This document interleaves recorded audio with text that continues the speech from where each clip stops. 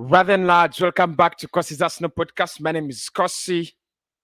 Good morning, good afternoon, good evening, wherever you are in all parts of the world. Welcome back. It's a new month, it's February, and new beginnings, new chapters. Please don't don't get stuck in the past. I mean, January was a very, very difficult period for Arsenal fans. Personally, I was really, disappointed by the month. But we've got to move on. We've got to, talk about Arsenal. And we've got to, get the entertainment and of course talk about things around Arsenal. So we're going to be discussing a few reports that have actually come out. It's not really much in terms of Arsenal content at the moment, but of course the Athletic have been putting up a couple of stories through David Stein around Arsenal, and a couple of other stories as well, and blogs, including Mark Irene, who's been very busy telling us that Arsenal will be looking at getting in two strikers in the summer, and those two could be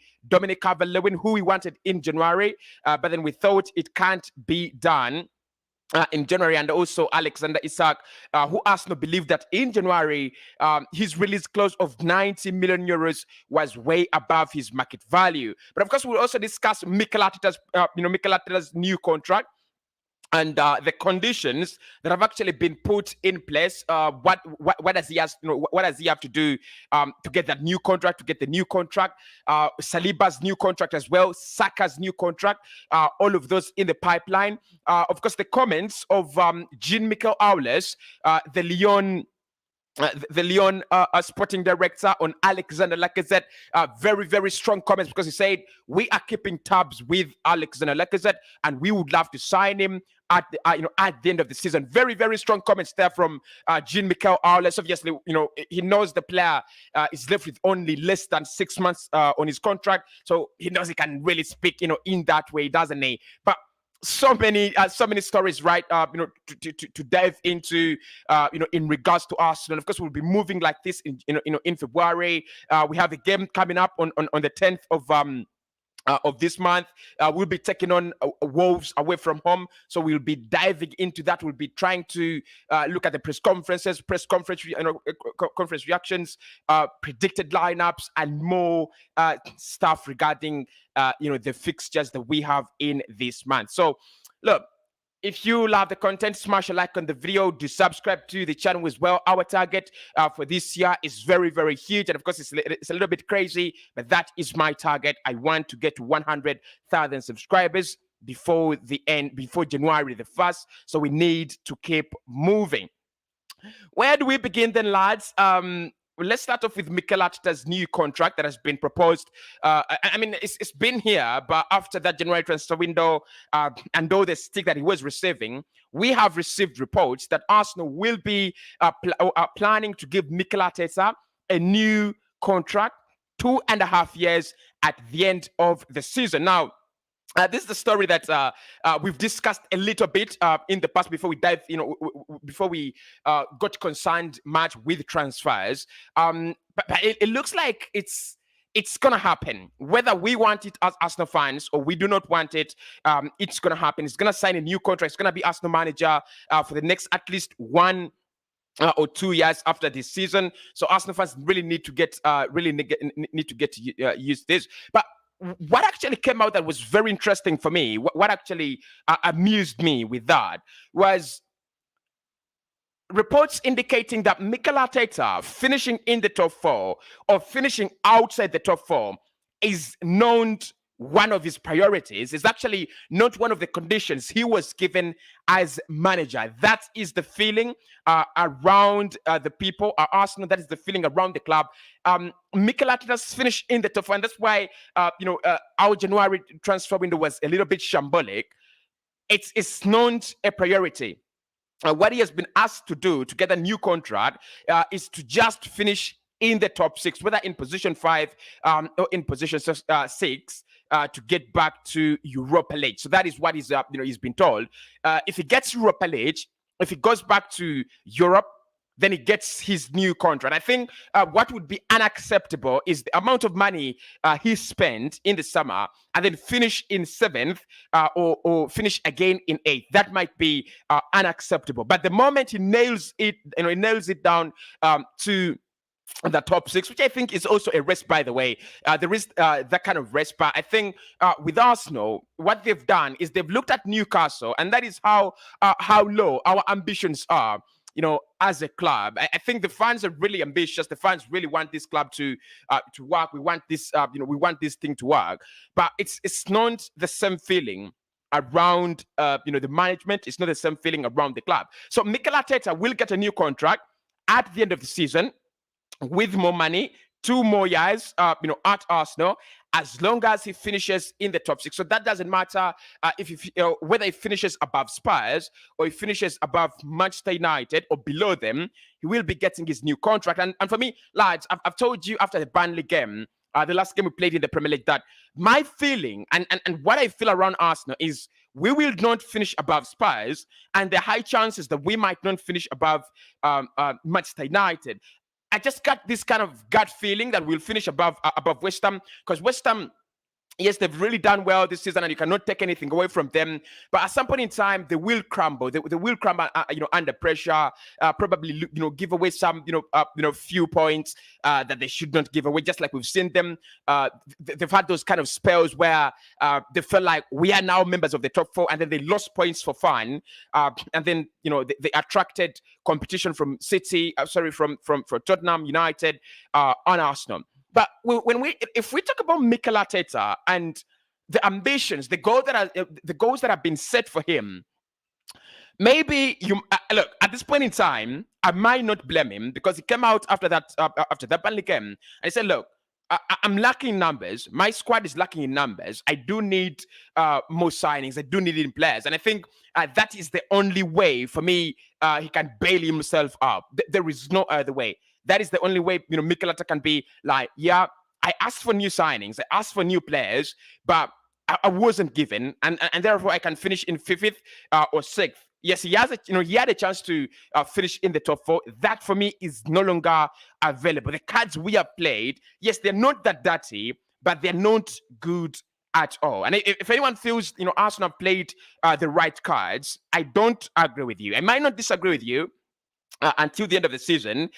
when we see where we can finish, because again, Arsenal have got that kind of good good record when it comes to finishing of the season. We do win games for fun, especially in the last 2 months of the season. You saw it last season. We've seen it under Arsene Wenger, and that's how we used to crawl into the top 4 always. In those 2 last months, we could just win games, score goals, and things like that. But if you tell a manager that finishing in the top 6, we've given you 150 million. Finish in the top 6. Yes, that 150 million was to spend on the structure, which we actually did very well. But if you tell a manager who is fighting for top 4, if you tell that manager that you can finish in the top 6 and we give you a new contract, that manager is not going to take you seriously. And look, we could raise our banners and hashtags Mikel Arteta out, but think about it. If you're in a job and your aim for your company is to come fast in your industry, and then your bosses go like, "No, you don't need to come fast. You don't actually need to compete to be one of the best. You could just be in around there. It's okay. You'll get your money, and you'll get a new contract with more money as well." I think at some point in time, I'll have to feel for Mikel Arteta that he has been let out. Look, this is something he will never say. This is something he will never publicly say. And then we'll try to dive into that report from The Sun, from Don Iron, that says that Arsenal are looking at 2 strikers, and they will get into strikers, and are set to go on a spending spree in the summer of around 185 million pounds, with young players that are really, really ambitious. We'll try to dive into that. But for me, I think Mikel Arteta at some point in time, he will feel like I've been let down. Yes, top 4 maybe was not the goal. it was known what Kroenke and Edu and all those people around him felt like. They felt like if we can get out of this, eighth position, seventh position, and go back to competing, go back to Europa League. Because if you look at all the players that we're playing, we won. Neves doesn't play anywhere in Europe, so Europa League can actually attract him.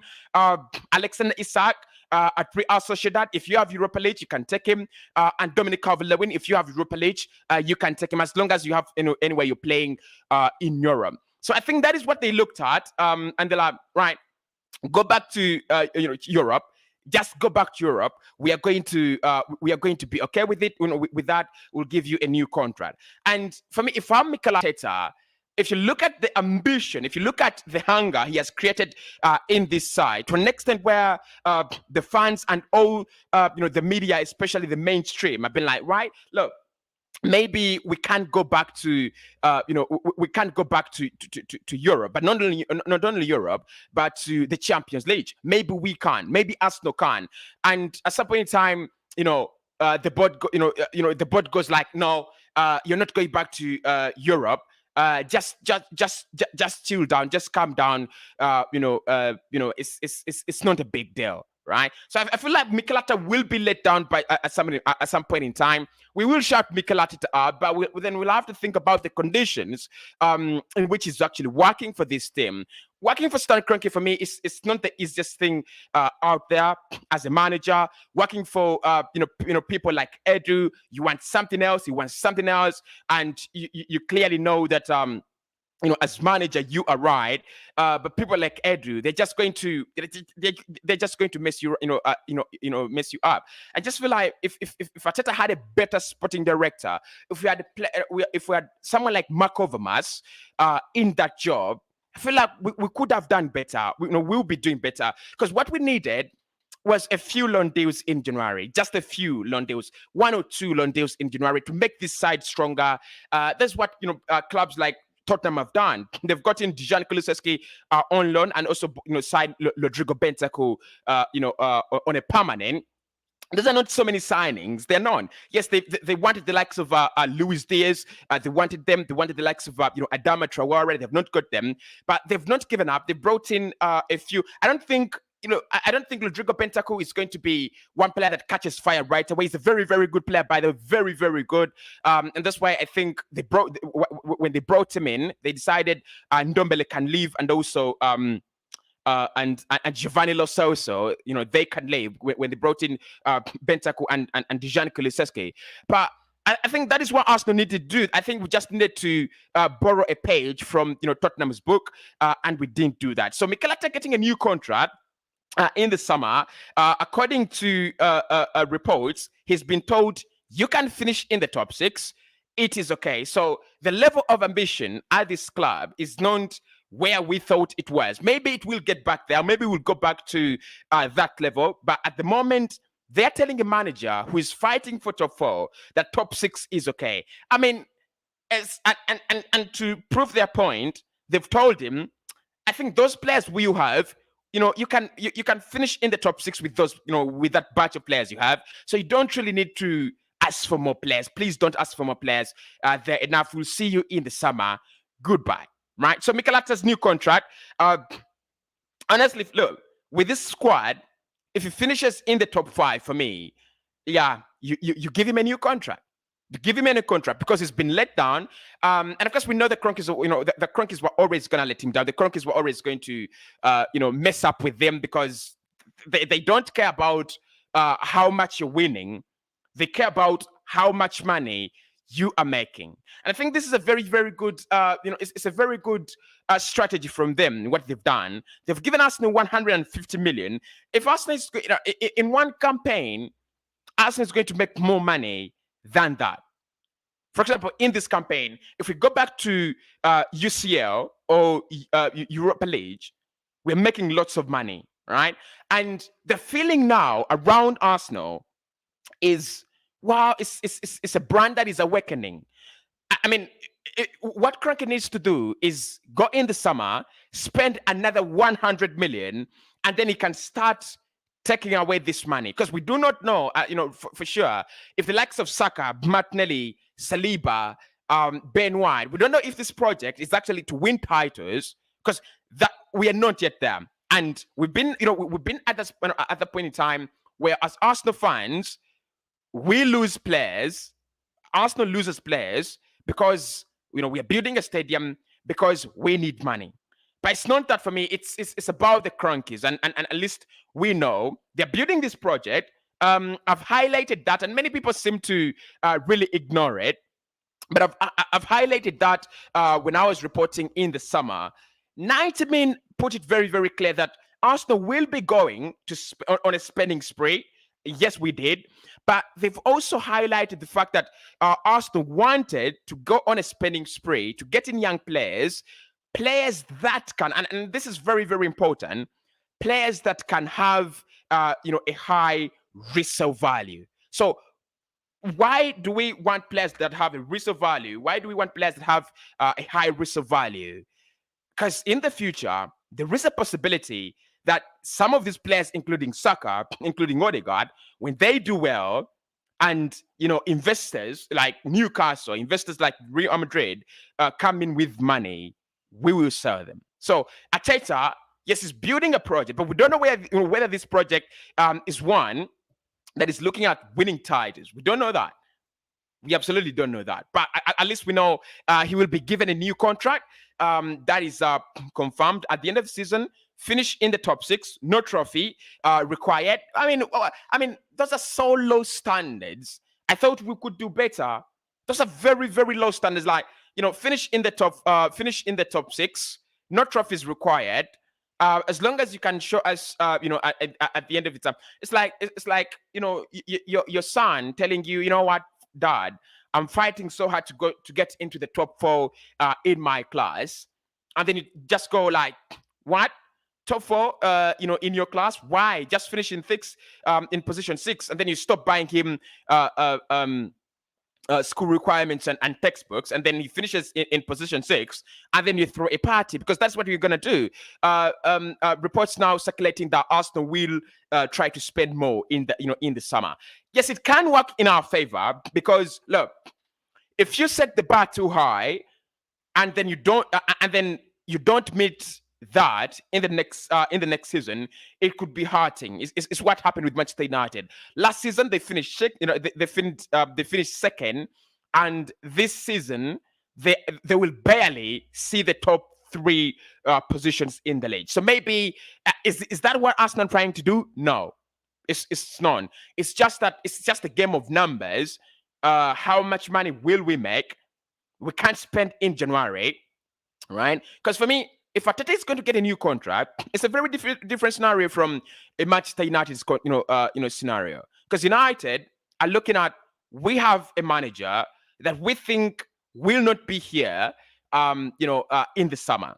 They're looking at Pochettino and Ten Hag. So they will be like, right, we are not going to spend a lot of money on a manager who will not be here, or will not even spend a single penny on Ralf Rangnick, right?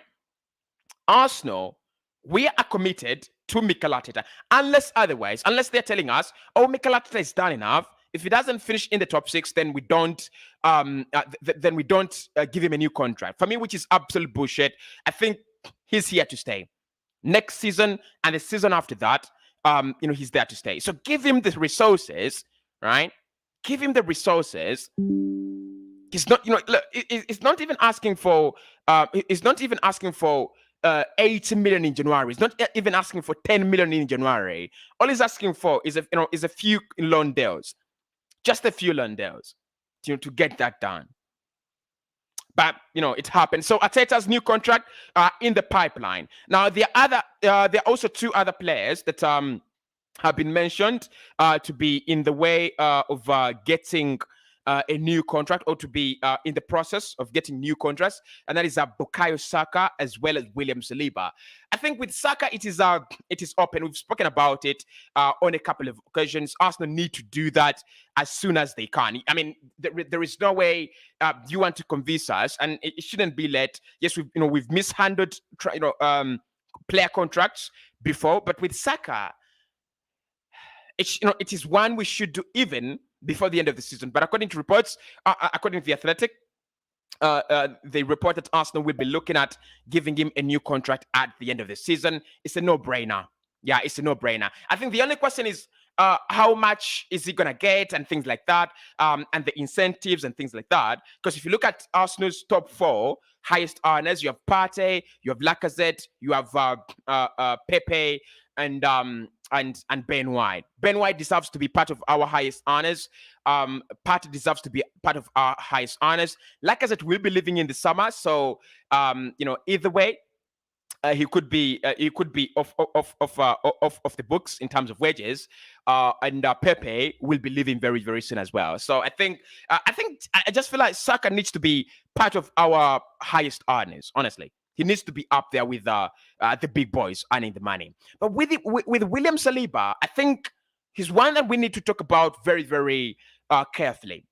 Arsenal want to give William Saliba a new contract in the summer. Now, Saliba's been really progressing very well for the past 3 years, to an extent that when it comes to the defenders of his age, 20, 21, 19, 20, 21, up to 23, he is one of the best. You could even argue that in that centre-back pairing that we have at Arsenal, Saliba is better than either Gabriel or Ben White. I mean, it's a close one. It'd be a very, very close one. But Arsenal do want to give him a new contract, and I'm really amazed, and not really amazed, but it's one that is really going to interest me. I don't know how the contract talks between Saliba and Arsenal will look like and what they will sound like, because we've humiliated them for 2 years now. And more reports have come out from France saying he's comfortable and he has never forgotten all the kind of humiliation he suffered in London. Because for him, in his world, before he left for Marseille, and even after he left for on that loan deal, he said, "I was ready. I wanted to get a chance, but I was disappointed that the manager didn't even try to hear me out. The manager didn't even try to give me a chance." And I think it's one of those it's one of those small scenarios where a player has now has more reasons not to sign for you on a long-term contract rather than sign for you. I think with Arsenal, we are in a position of power regarding Saliba, because he still has more years on his contract. But again, with Saliba, he's again in that kind of position where he has power as well, because he'll be like, you either sell me with 2 years left on my contract, or I will go in the I will stay for another year, then get into the final year of my contract, and then I can sign a pre-agreement with any other club. And with the level of at which Saliba is playing, if you look at the centre backs around Europe, for me, he's better than Dayot Upamecano. Yes, Upamecano had a very, very good spell at RB Leipzig, but for me, I would definitely take Saliba over Dayot Upamecano. Saliba is very, very flexible. If you look at Liverpool, as they try to find their next generation of centre backs, they have Konate in there. I think Joe Matip for the next 2 seasons, he'll be done. Virgil van Dijk maybe the next 3 years. They might need to find a replacement. If Liverpool can get their hands on William Saliba, they'll be like, wow, right? They'll be like, wow, this is one that we really needed. Clubs like Chelsea, Thiago Silva is not going to be there for long if they can get their hands on William Saliba. So Arsenal do have a valuable. We do have a very, very valuable player that we've really, really treated poorly, and now we want to, we want to bring in some kind of romanticism. I don't know where this is going to end, but I really wish Arsenal can pull this off. I wish Arsenal can just wake up one day and we have signed Saliba on a new contract, because for me, at some point in time, he will play for Arsenal. If he's given the chance, I look at him as a player in that scenario of or situation of Gabriel Martinelli. You wait, they wait, but when they get their chance, there is no doubt they're gonna be dangerous. They're gonna be deadly. I think it's one of those. it's definitely one of those. So if we can give him a new contract and give him a chance, I'm not surprised in any way. I will not be surprised in any way if he becomes a starter ahead of a centre back at Arsenal. All he needs for me is a chance. That's what Saliba needs. He's been at Marseille. He's doing so well. He's been at Saint Etienne. He's done so well. He's been at Nice. He's done so well. Yes, it might not be having that kind of Premier League experience and maybe experience in Europe. But if you look at players like Wesley Fofana, they've come in at Leicester City. If it's not the injuries that actually retarded him, you've got to argue that he's been doing very, very well. Honestly, you've got to argue that he actually adapted to life in the UK very well. So Saliba, interesting that Arsenal want to give him a new contract. It will be a smart move. I can't even lie about that. It will be a very, very smart move. But can we do it? That's the question. Can we actually do it? Can we tie him down to a new contract? Now, moving on to the striker situation around Arsenal. I'll start off with reports from France. Actually, not reports. They were comments by sporting director from Lyon, Gilles-Michel Arles. So strong, very, very strong. I think it's one of those scenarios where you feel like however much you want a player to stay around, he's not going to stay with you. He's gonna move on. He's gonna go.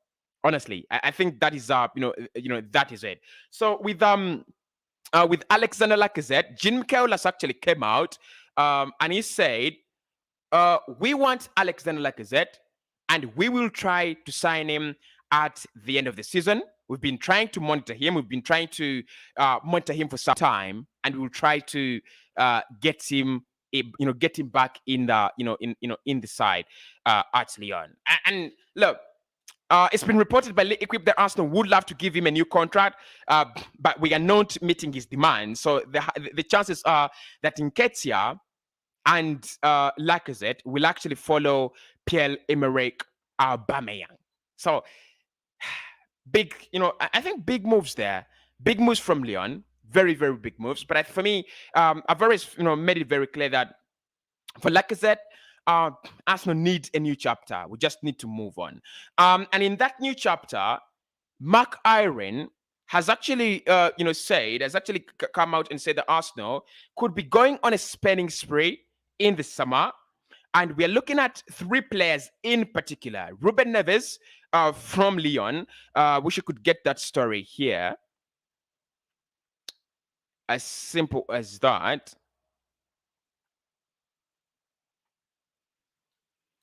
Right, here it is. And I could just share my screen there. So, that's the story. Arsenal are planning the biggest spending spree in their history with up to 180 million budgeted for the summer, for summer signings. Isak and Dominic Calvert-Lewin plus Ruben Neves have all been identified as hungry young players required to take the Gunners to the next level. Now, look, when you look at the story, it's nothing new, right? It's nothing new. It reminds me of what happened in January. Then it reminds me of what happened in the summer. The big question for me there is Mikel Arteta going to be given this money? Will he be given the 108 million? Because now the players we want are no longer 25 mil, 30 mil. Because if you want Isak, you're talking about 50 plus. If you're talking about Calvert-Lewin, you're talking about 40 plus or 50 plus as well.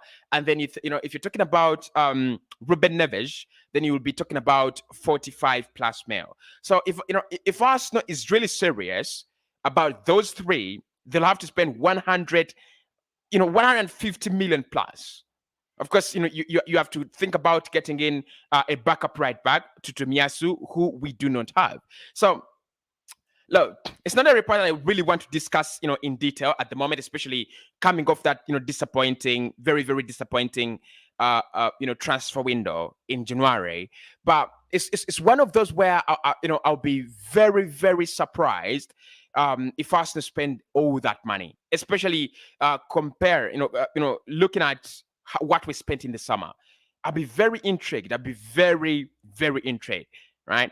I'll be very, very intrigued to see what we do right in the summer. But anyway, in terms of Arsenal updates, that is what is happening.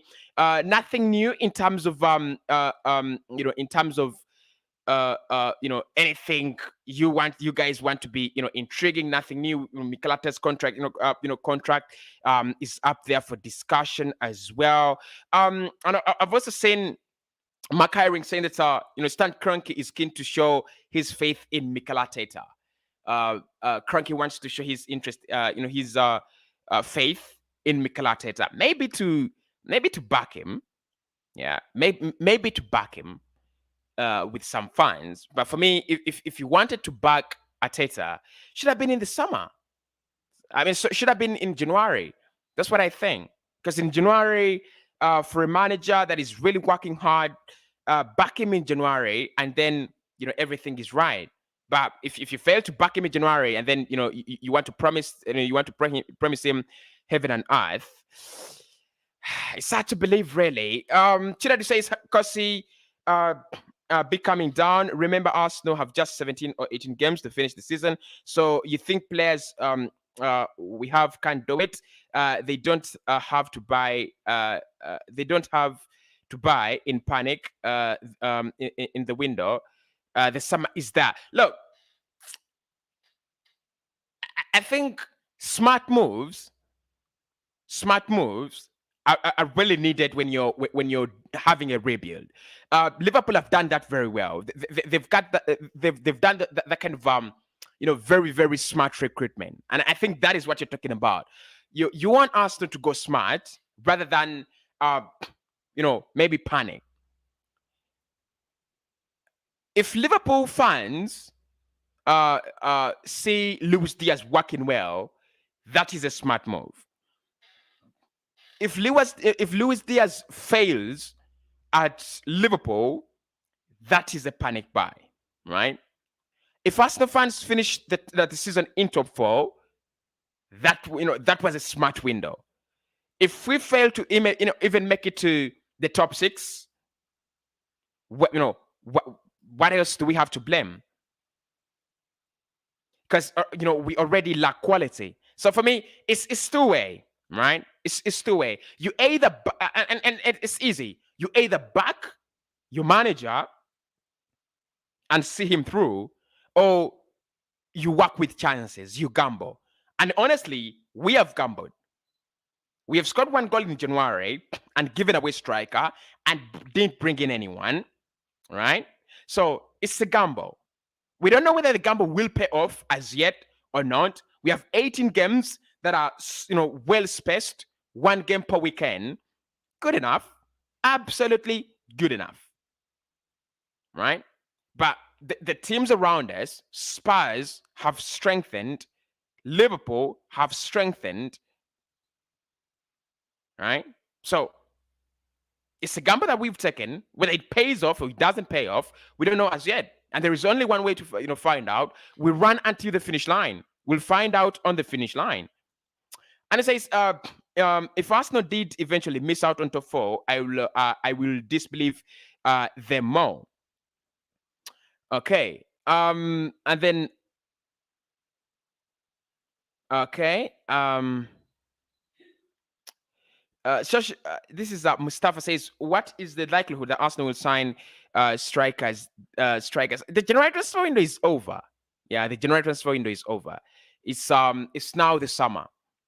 It's now the summer, and all the reports that actually will come out for me in this summer will be around a central midfielder and a striker. It's not going to change really, right? Yes, we wanted a centre back in summer. To our surprise, it's not going to change because even last summer it was all about midfielders and strikers, and I think this time it's even going to be stronger in the summer. So I'll be really intrigued to see what happens, with us in the summer. Make sure to smash a like on the video. Do subscribe to the channel. Join me always on 99 Sport as we discuss other clubs and all things football related. I'll speak to you very, very soon. Anywhere you go.